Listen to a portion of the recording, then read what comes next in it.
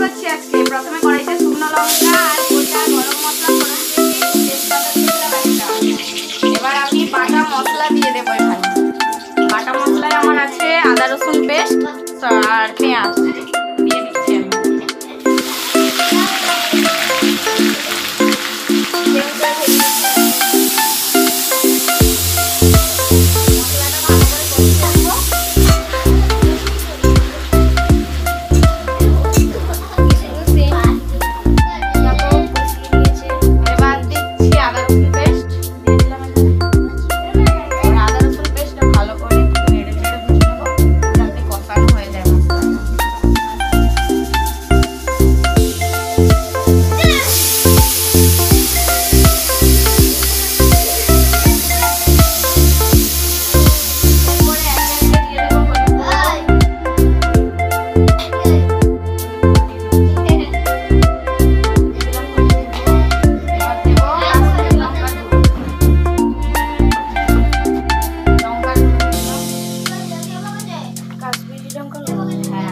আবার নাড়তে থাকবো।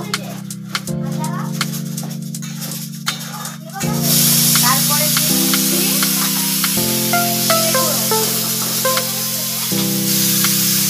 দেখো সানরাইজের জিরে গুঁড়ো দিয়ে দিলাম। এবার দেবো ধনে গুঁড়ো, এটা হচ্ছে খুব মিষ্টি। আবারও ভালো করে মশলাটা নেড়ে চেড়ে কষিয়ে নেব।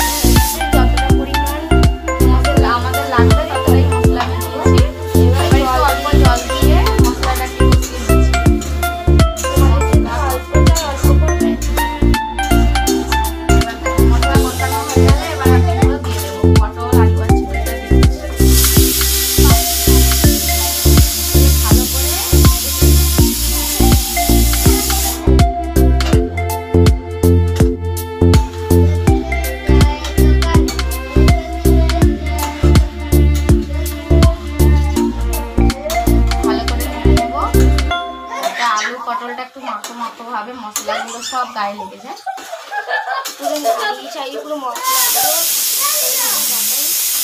এবার একটু রেখে দেবো স্বাদ মতন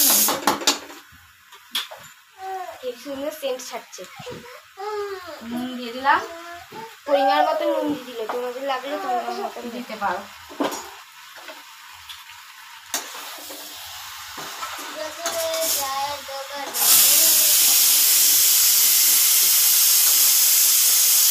নাড়া হয়ে গেছে, এবার দিয়ে দেবো জল।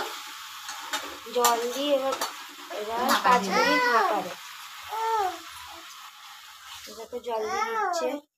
এবার সেদ্ধ হওয়ার মতো জলটা দিয়ে দিলাম, যাতে পটল আর আলুটা, পটলটা তো ভাজাই হয়ে আছে, আলুটা সেদ্ধ হবে সেই হিসেবে জল দিয়ে দিলাম।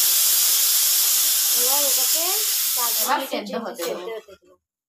চলো হ্যাঁ ঢাকা খুলি, 1 ঘন্টা পর দেখি। 1 ঘন্টা হয়নি, 5-10 মিনিট হয়েছে। দেখতে এরকম হয়েছে। এবার আরো মাখামাখি হবে, এই ঝোলটা মরে আসবে দেখে আলুগুলো। হ্যাঁ আলু সেদ্ধ হয়ে এসছে, আর একটু সুন্দর ছেড়ে দিলেই তরকারিটা আমার রেডি হয়ে যাবে, নামিয়ে নেব। কি সুন্দর লাগছে দেখো, আমার তো এখনই খেতে ইচ্ছা করছে। এটা মরে এলেই আমার পটল চিংড়ি রেডি হয়ে যাবে। জুসটা একটু মরে আসুক, জলটা শুকিয়ে গেলেই নামিয়ে নেবো। হয়ে এসছে অনেকটাই, দেখো দেখতে এরকমই হয়েছে এখন। তারপরে আবার দেখাবো, কড়াতেই